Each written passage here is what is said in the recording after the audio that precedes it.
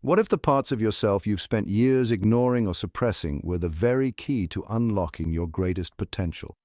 Shadow work isn't just a self-help tool. It's an invitation to uncover the hidden aspects of your personality, the parts of you that exist just out of reach, quietly shaping your behaviors, decisions, and emotions. The term shadow was introduced by the Swiss psychiatrist Carl Jung, who described it as the unknown or unconscious side of our personality.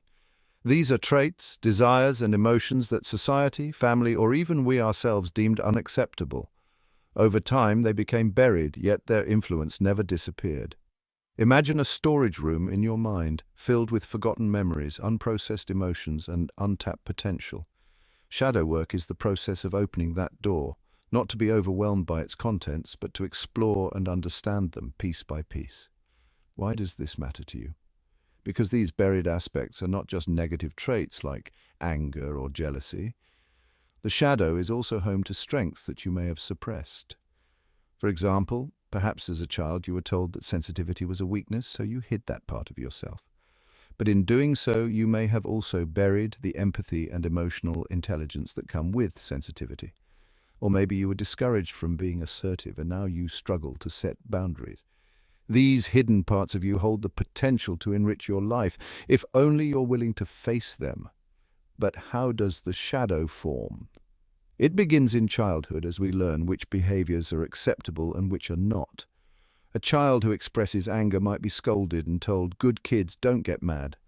Over time, that anger is pushed aside, but it doesn't disappear. It simply moves into the shadow, later manifesting as passive aggressiveness or difficulty expressing needs. Similarly, cultural or societal expectations can play a role. Maybe you grew up in an environment that valued conformity over creativity, leading you to suppress your unique ideas and passions. These influences build the foundation of your shadow. Engaging with your shadow is not about fixing yourself or becoming someone different. It's about recognizing the parts of you that you've hidden, understanding their origins, and deciding how to integrate them into your life. This isn't always comfortable, but the discomfort is the doorway to liberation. When you embrace every part of who you are, you free yourself from self-rejection and unlock the peace that comes with self-acceptance. Shadow work isn't just for people with trauma or significant life struggles, it's for anyone seeking to understand themselves on a deeper level. If you've ever wondered why you react so strongly in certain situations, or why you feel stuck in recurring patterns, shadow work offers a way forward. It's for the person who wants to understand why they procrastinate, why they avoid confrontation, or why they feel unfulfilled despite their successes. It's for anyone ready to trade perfectionism for authenticity and fear for freedom.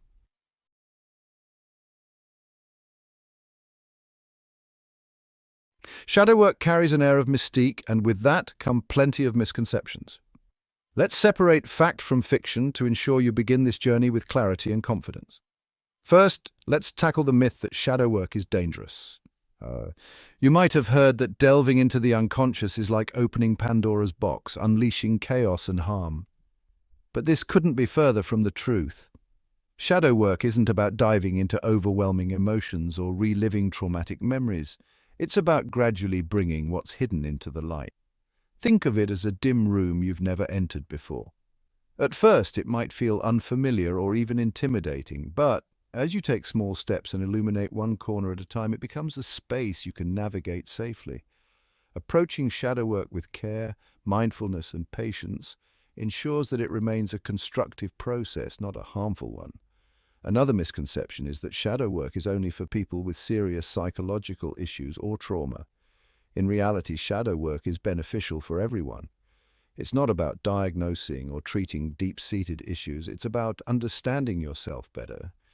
Think of it as emotional maintenance, much like you'd maintain your physical health. For example, shadow work can help someone who wants to understand why they avoid difficult conversations or why they feel overly defensive when criticized. It's about uncovering patterns and making conscious choices to live more authentically. Then there's the belief that the shadow contains only negative traits. This couldn't be further from the truth. The shadow is a complex blend of suppressed emotions, forgotten strengths, and unrealized potential. Let's take sensitivity as an example. Maybe you've been taught to see it as a weakness, but what if that sensitivity is the root of your ability to empathize deeply with others? Or take assertiveness. If you've buried it out of fear of being seen as aggressive, you may also be holding back the confidence you need to set healthy boundaries. The shadow is not a dungeon of shame, it's a treasure chest of possibilities too. Now let's address the idea that shadow work is a quick fix. Shadow work isn't a one-time process or a magic solution to life's challenges. It's an ongoing journey, much like peeling back layers of an onion. Each layer reveals new insights, and each insight brings you closer to self-awareness and peace. If you approach shadow work expecting overnight transformation, you might feel disappointed. But if you treat it as a gradual process of discovery, you'll find that even small moments of clarity can be life-changing. Finally, let's clarify what shadow work is not. It's not about wallowing in negativity or endlessly analyzing your past.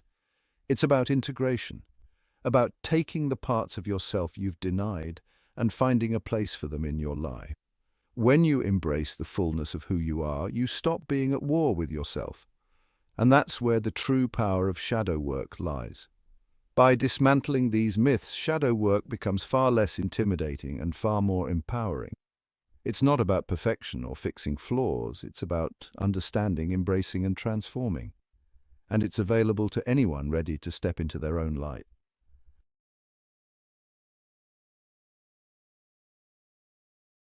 Embarking on the journey of shadow work requires more than curiosity, it requires preparation. Shadow work isn't just about diving headfirst into your unconscious mind, it's about creating a safe and supportive foundation for exploration.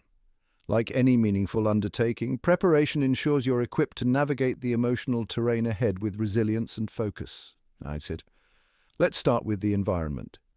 To engage in shadow work, you need a space where you feel secure and undisturbed. This doesn't have to be a secluded sanctuary. It could be a quiet corner of your home or even a favorite spot in nature.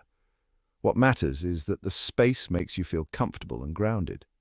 Add elements that calm and center you, perhaps a soft blanket, a lit candle, or music that soothes your mind. This physical preparation is more than symbolic. It creates an atmosphere of safety, allowing your unconscious to surface without fear. Equally important is mental preparation. Before you begin, take a moment to clarify your intentions. Ask yourself, why am I drawn to shadow work? What do I hope to understand or achieve? And your intention might be broad, such as I want to know myself better, or specific, like I want to understand why I procrastinate. There's no right or wrong answer. What matters is that you approach shadow work with purpose.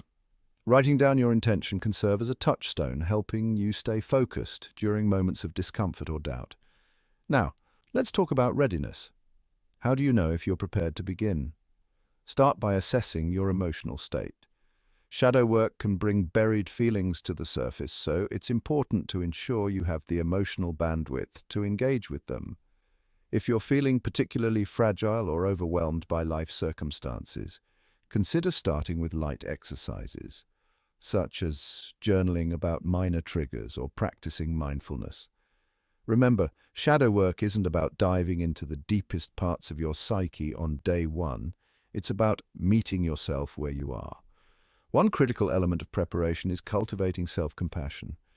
Shadow work will inevitably uncover parts of yourself you may find uncomfortable or even unpleasant. But these parts aren't enemies. They're messengers. When you encounter anger, jealousy, or fear, ask yourself, what is this emotion trying to tell me? What need or wound does it reveal? Approaching these discoveries with curiosity rather than judgment turns them into opportunities for growth. What if your environment doesn't feel entirely safe or private? This is a common concern, especially for those in shared living spaces. In these situations, focus on creating internal safety.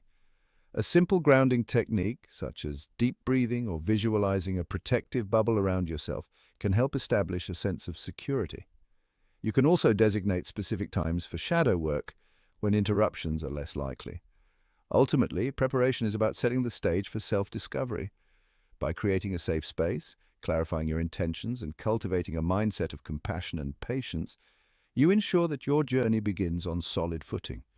Remember, shadow work is not a race or a test of endurance. It's a process of unfolding, and preparation is the first step toward meeting yourself with honesty and grace.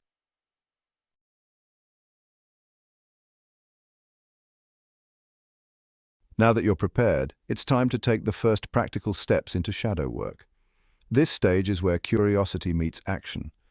The tools you use don't need to be complex, they need to be intentional. Simple practices like journaling and mindfulness can open the door to profound insights, but the key is to start small and proceed at your own pace. One of the most accessible and effective tools for shadow work is journaling. Writing allows you to bring unconscious patterns into conscious awareness. Start with prompts designed to explore your thoughts and behaviors. For example, you might ask yourself, what traits in others irritate me the most and why? Or what's one thing I've been avoiding about myself?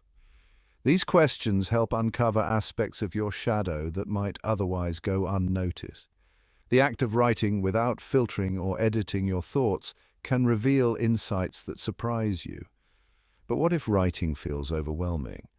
Start with a single memory or reaction that stands out. For instance, think about a recent moment when you felt defensive or upset. What triggered that response? What were you trying to protect? By reflecting on these moments, you begin to see patterns in your emotional landscape. And remember, there's no need to analyze every detail. Just observe and note what comes up. Mindfulness is another cornerstone of shadow work. Practicing mindfulness allows you to observe your thoughts and feelings without judgment, creating a safe space for your shadow to emerge. A simple mindfulness exercise can be as easy as focusing on your breath. Inhale deeply for 4 seconds, hold for 4 seconds, and exhale for 4 seconds. Repeat this cycle a few times, noticing how your body feels with each breath. This practice not only calms your nervous system, but also trains your mind to remain present during emotionally charged moments. If you feel ready to go deeper, guided meditations can be a powerful tool. These often involve visualizing a conversation with an aspect of your shadow. For example, you might imagine entering a dark room and finding a part of yourself waiting there. What does it look like? What does it want to tell you? Exercises like these can help you connect with your shadow in a way that feels safe and contained. But let's address an important question. How do you balance depth and safety? The answer lies in starting small. Shadow work isn't about diving into your deepest traumas on day one. It's about exploring manageable emotions and behaviors. For instance, instead of tackling a childhood wound, begin with something smaller, like why a certain comment annoyed you or why you hesitated to speak up in a meeting. These smaller explorations build the foundation for deeper work down the line. Finally, know that you don't have to do this alone. If you encounter emotions or memories that feel too heavy to process on your own, consider seeking professional guidance. A therapist trained in shadow work can provide a safe and supportive environment for deeper exploration. Think of them as a guide, helping you navigate terrain that might feel unfamiliar or overwhelming. By using tools like journaling, mindfulness, and guided meditation, and by starting small, you create a framework for shadow work that is both safe and effective. Remember, this isn't about perfection or speed. It's about creating a sustainable practice of self-discovery. Every small step you take is progress, and every insight you gain brings you closer to a fuller understanding of yourself.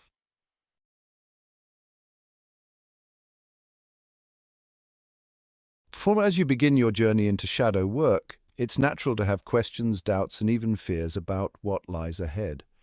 This is unfamiliar territory for most, and addressing common concerns up front will help you navigate challenges with clarity and confidence. One concern that often arises is the fear of uncovering something about yourself that you don't like. It's understandable. What if you find anger, jealousy, or shame lurking beneath the surface? But here's the truth. These emotions aren't there to harm you. They exist for a reason.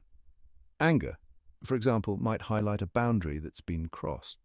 Jealousy could point to a deep desire or insecurity you've been ignoring. Shadow work isn't about labeling these emotions as good or bad. It's about understanding what they're trying to tell you.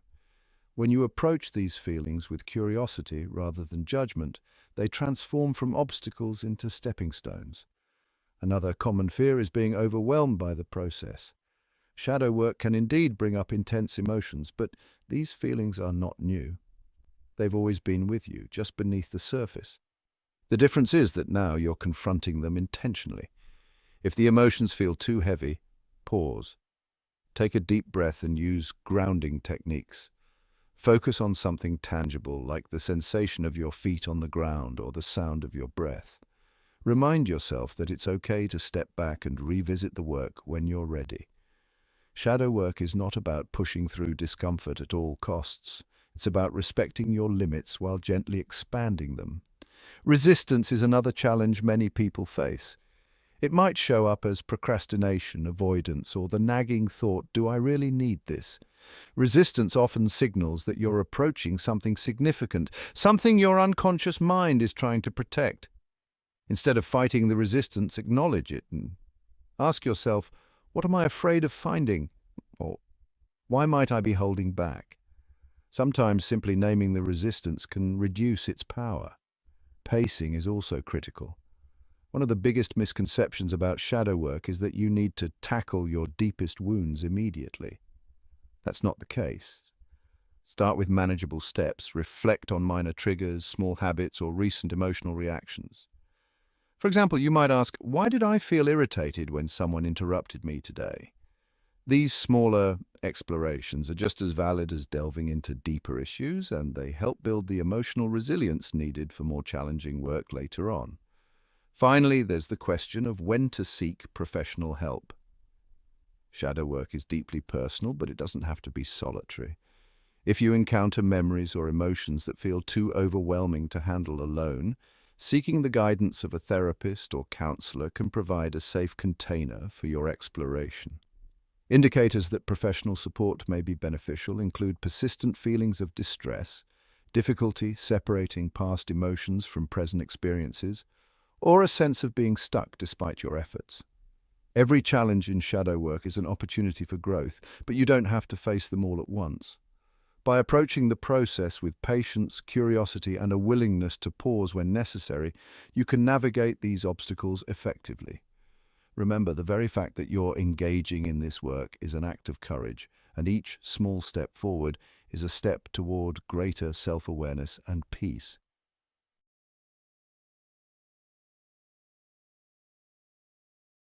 Now that you've prepared yourself both physically and mentally, it's time to take the first step into shadow work. This moment might feel daunting, but remember, the first step doesn't need to be a leap. In fact, the most powerful journeys often begin with the smallest, most intentional actions. Start by reflecting on a recent moment that triggered an emotional response. Nothing too heavy, just something that left an impression. Perhaps it was a comment that made you feel defensive, a task you procrastinated on, or a fleeting moment of envy. Instead of brushing it off, sit with it for a moment. Ask yourself, why did I react this way? What was I feeling in that moment? What might this reaction be telling me about myself? Write your thoughts in a journal, allowing them to flow without judgment. This simple act of reflection is the foundation of shadow work. If journaling doesn't resonate with you, mindfulness is another excellent starting point. Find a quiet space, close your eyes, and take a few deep breaths. Bring to mind the same moment you're reflecting on. As you replay it in your mind, focus on the emotions it stirs. Where do you feel these emotions in your body? What thoughts arise as you sit with them? This practice isn't about finding answers, it's about observing without judgment and becoming more aware of your inner world. Another powerful first step is to identify patterns. Over the next few days, pay attention to situations that consistently trigger certain emotions. Do you feel annoyed when someone doesn't acknowledge your efforts? Do you tend to avoid confrontation even when it's necessary? These patterns are often clues pointing to aspects of your shadow. Write them down and reflect on what they might reveal about your unmet needs or unacknowledged desires. One question you might be asking is, how do I know if I'm making progress? Progress in shadow work doesn't always look dramatic, it's often subtle. Maybe you notice that a situation that once triggered anger now feels less intense, or perhaps you catch yourself pausing before reacting to a comment, giving yourself a moment to choose your response. These small shifts are signs that you're becoming more self-aware and intentional. Finally, decide how often you'll engage in shadow work. This doesn't have to be a daily practice. For many, starting with 10 to 15 minutes of journaling or mindfulness 2 to 3 times a week is enough to build momentum without feeling overwhelming. Consistency matters more than intensity. Shadow work is about creating a sustainable practice, not pushing yourself to the point of exhaustion. As you take these first steps, remember to celebrate your progress, no matter how small it seems. Each moment of awareness, each insight is a victory. And if you ever feel stuck, remind yourself that you're not alone. Shadow work is a deeply personal journey, but countless others have walked this path before you, and there are resources and support systems to guide you. You've already taken the most important step by choosing to show up for yourself. Now it's about continuing forward, one small intentional step at a time. Each step brings you closer to understanding yourself, embracing your full humanity, and unlocking the potential that's been waiting in the shadows all along.